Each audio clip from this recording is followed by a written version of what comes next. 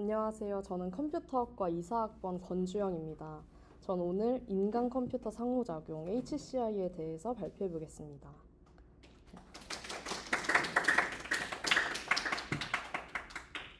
혹시 아이폰이나 애플 제품을 새로 사본 적이 있으신가요?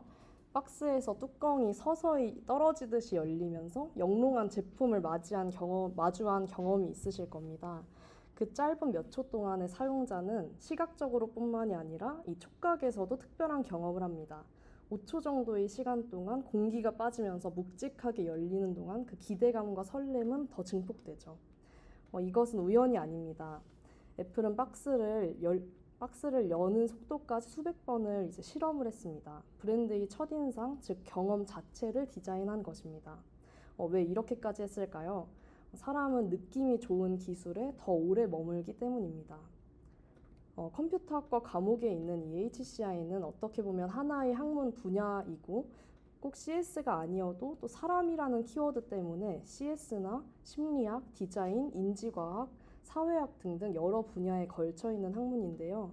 세 가지 기반 위에 서 있습니다. 근데 이제 이 내용은 오늘 발표에서는 안 다룰 겁니다. 그래서 관심이 혹시나 있으시면 김정현 교수님의 HCI를 오늘 수강 신청 정정 때 꼭 신청해 보시기를 바랍니다. 다시 돌아와서 사람이 어떻게 느끼고 어떻게 행동할지를 설계하는 일, 그것이 바로 HCI입니다. 그럼 이쯤에서 HCI와 UI, UX의 관계를 잠깐 짚고 넘어가 보겠습니다. UI는 눈에 보이는 디자인의 요소인데요. 버튼의 모양이나 색깔처럼 눈에 보이는 영역을 담당합니다. UX는 버튼을 눌렀을 때의 모션 혹은 애니메이션, 동작 같은 경험 자체를 뜻하고, 근데 이제 HCI는 한 단계를 더 나아갑니다. 왜 이 버튼이 여기에 있어야 되지? 혹은 사용자는 어떤 상황에서 이 버튼을 누르게 될까 하는 사용자의 심리와 이런 상황적 맥락까지 고려하는 설계, 그게 바로 HCI입니다. 그리고 우리는 매일 이 HCI 속에 살고 있다고 할 수도 있는데요. 구글은 그 대표적인 사례로 손꼽힙니다. 강력한 기능을 갖췄지만 또 복잡해 보이지 않도록 설계를 했죠. 광고도 없고 편리합니다.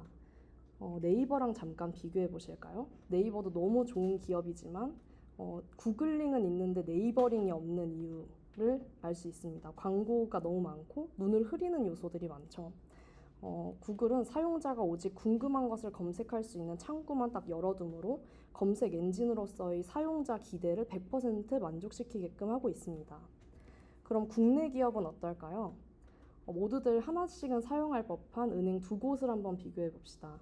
카카오뱅크와 토스뱅크인데요. 적혀진 말을 한번 자세히 봐보시죠. 카카오뱅크는 본인 소유, 토스에서는 직접 사용할 계좌, 그리고 납세 의무, 세금을 내고 있나요? 개설 완료, 만들었어요. 이런 전문 용어 대신 일상적인 언어를 씁니다.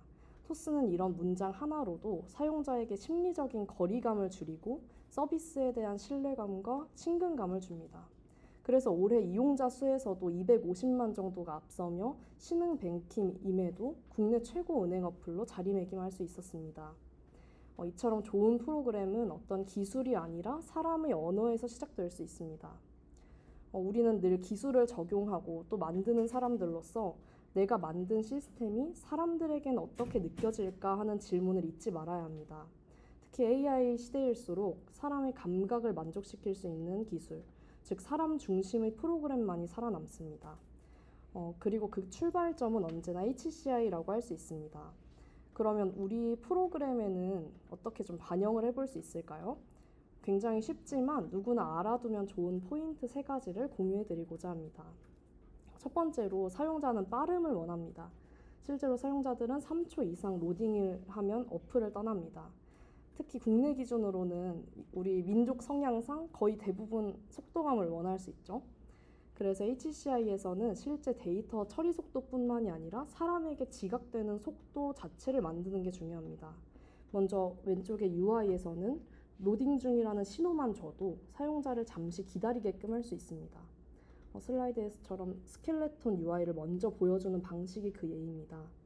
그리고 오른쪽처럼 백엔드에서도 비동기 처리를 할 수 있습니다. 구글 이미지 검색을 해보셨을 텐데 가장 상단에 오는 데이터들을 먼저 뿌려주고 나머지는 사용자가 아래로 스크롤을 했을 때 처리하면 사용자는 더 빠르게 느낍니다. 두 번째로 대부분의 사용자는 웹페이지를 절대 꼼꼼하게 읽지 않습니다. 그래서 우리는 이 F 패턴 영역 위주로 주요 컴포넌트를 배치할 필요가 있습니다. 그리고 그 안에서도 단락은 짧게 나누고 키워드는 굵게 강조하고 그리고 제목과 본문은 명확한 시각적 영역을 나눠줘야 합니다. 최고의 쇼핑 앱인 쿠팡에서도 그러하죠.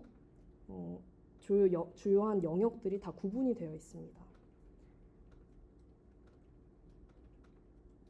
그래야 사용자가 빠르게 훑더라도 어디를 봐야 할지 빠르게 알 수 있습니다. 그리고 세 번째로는 모바일을 우선으로 한 설계를 하는 것입니다. 우리가 웹페이지를 사용해서 개발을 하다 보니까 PC를 축소한 모바일 페이지를 만드는 경우도 있지만 아예 초반부터 모바일을 기준으로 한 설계가 도움이 될 수 있습니다. 사람들이 그럼 모바일을 어떻게 쓰고 있는지를 아는 것도 중요한데요. 전체 사용자의 85%는 한 손 또는 한 손 받침으로 이 모바일 핸드폰을 사용한다고 합니다. 이 상단의 빨간 영역에 중요한 기능이나 버튼이 위치하게 되면 접근성이 떨어진다는 느낌을 줄 수 있는 거죠. 그래서 이 초록색 구간에 핵심 버튼을 배치하는 것이 필요합니다. 그리고 모바일에서는 많은 정보를 한 번에 보여주는 것이 오히려 사용성을 떨어뜨립니다. 다시 한번 토스의 예시를 보실게요. 이처럼 하나의 질문만 명확하게 묻는 구조는 사용자의 행동 흐름을 단순화하고 기업이 원하는 사용 방향으로 사용자들을 컨트롤하는 데 큰 도움이 됩니다. 이제 아주 쉽게 활용할 수 있는 건 알아봤으니까 주요 신기술들의 동향은 어떤지 좀 대표적인 사례들을 살펴보시겠습니다. 첫 번째로는 감정을 읽는 인터페이스입니다. 사용자가 어떤 감정 상태에 있는지를 파악하고 그에 맞게 반응하는 인터페이스를 연구하는 분야가 바로 이 감성적 HCI입니다. 예를 들어 사용자의 표정, 음성, 톤, 심박수 등을 기반으로 유도하는 식입니다. 요즘처럼 웨어러블 센서가 보편화된 환경에서는 이 HCI가 더 이상 입력과 출력과 같은 단순한 구조로 머무르지 않고 감정 상태를 해석하는 방향으로 진화하고 있습니다. 실제 예시로는 다크모드 자동 전환처럼 사용자의 감정이나 환경에 맞춘 화면 조정이 있고 또 스마트워치에서 운동량 감소나 수면의 질을 분석해서 움직이세요 혹은 휴식이 필요해요, 물을 드세요 같은 맞춤형 알림 기능을 사용하는 것 또한 있습니다. 이러한 시스템은 단순히 센서를 활용한 피드백을 넘어서서 사용자의 상황적인 맥락을 이해하려는 시도입니다. 그렇기 때문에 현재 HCI 연구에서도 이런 신체를 기반으로 한 연구가 매우 활발하게 다뤄지고 있습니다. 두 번째로는 공간 속 상호작용인데요. XR 상호작용은 가상 또는 혼합 현실 환경에서 사람과 시스템 간의 물리적 공간을 활용한 인터랙션을 의미합니다. 공간 기반 UX는 사용자가 물리 공간 안에서 직접 정보를 조작하는 경험을 설계합니다. 예를 들어서 애플 비전 프로처럼 MR 환경에서 손 제스처로 메뉴를 조작하거나 공간에 배치된 UI 요소를 직접 터치하는 방식이 대표적입니다. 그리고 세 번째로는 언어가 인터페이스가 되는 시대라는 점입니다. GPT는 버튼 없이 오로지 프롬프트로 소통하고 있습니다. 이제 말이 인터페이스가 된 시대인 건데요.